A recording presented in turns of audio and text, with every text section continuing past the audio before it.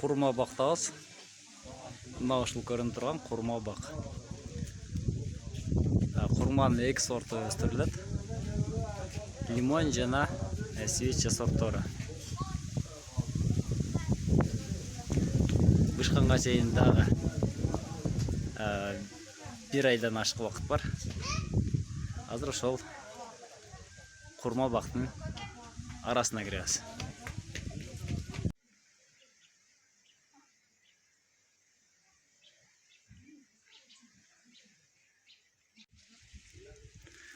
Kurma baqтын арасы аралыктары 2ге 2 аралыкта тегилиптир. Бир аз жакын болуп кеткен, астыга күн тийбей, мөмөнүн бардыгы жогоруга чыккан мына. Мөмөнүн бардыгы үстүбүздө.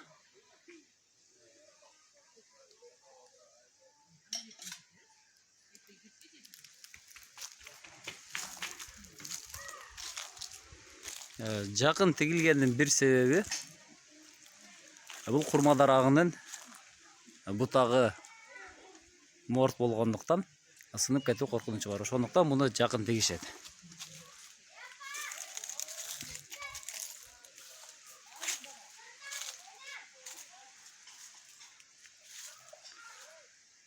Мына сары алтындай болгон соонун kurmalар. Кандай соон.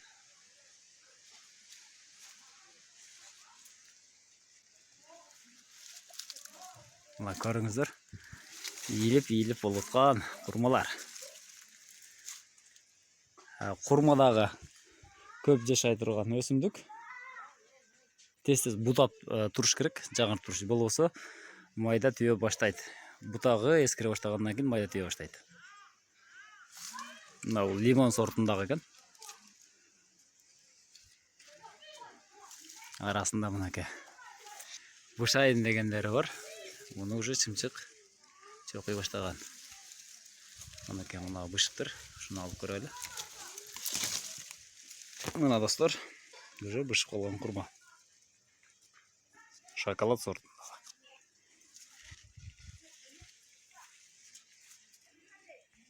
Лимондун бышканын жеп көрдүк, өтө сонун, суулуу. Сууга өтө тойгон, жакшы болуптур.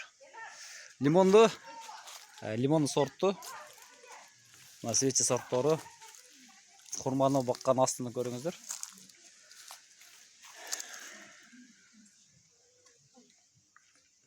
Көңдү көтөрүмдүү, астына төшөлүп салынган. Калыңдыкта, көп калыңдыкта салынган.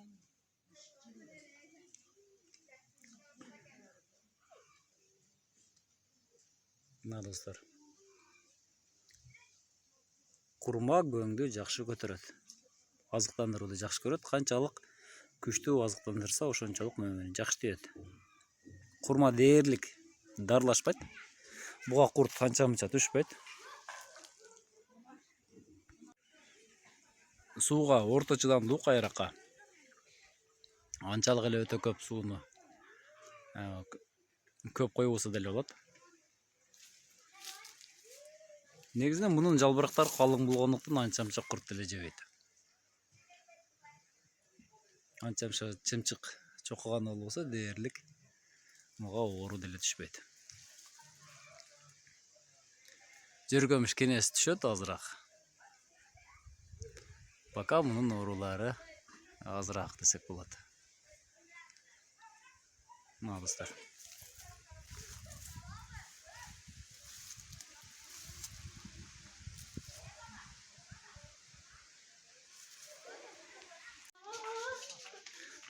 Аралык 2ге 2 тигилгендиктен мына ушундай нөмө берүүчү бутактар жогоруга чыгып кеткен.